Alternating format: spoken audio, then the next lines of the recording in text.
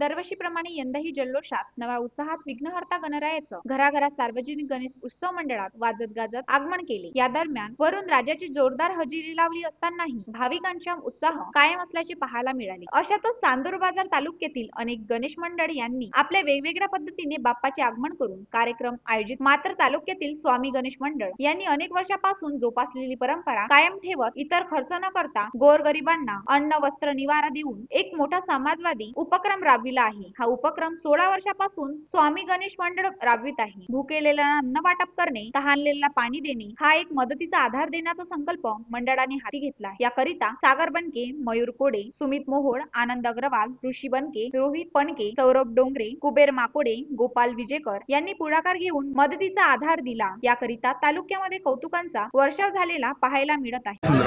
मागील 16 वर्षापासून हा गणेशोत्सव आम्ही इथे साजरा करतो।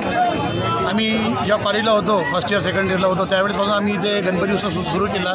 इथे आमचं घर नाही, जागा नाही, काही नाही, पण त्या खाजगी जागेवर आम्ही गणपती उत्सव सुरू केला।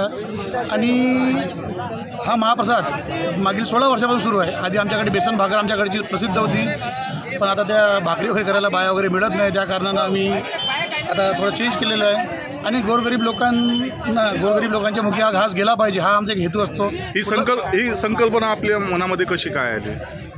गोरगरीब भटके लोक असतात, ज्यांना जे अन्नदानापासून वंचित राहते, तर एक दिवस तरी आपल्याकडून त्यांना खाऊ घातला गेला पाहिजे, या उद्देशाने आम्ही त्यांना खाऊ घालतो। ते म्हणजे त्यांना ते प्रसादाच्या स्वरूपात, देवाच्या प्रसादाच्या स्वरूपात त्यांना ते जेव घालतो आम्ही। किती लोकांनी याचा आतापर्यंत लाभ घेतलेला आहे? साधारण दरवर्षी 1500 ते 2000 लोक राहतात। या वर्षी 500-700 लोक तुमच्या समोरच होऊन गेलेले आहेत। आणि परमेश्वरानं साथ दिली तर पुढील जोपर्यंत आहे तोपर्यंत असं चालू राहिलं पाहिजे। Suyog Gorle, the sting corporation news, Chandur बाजार।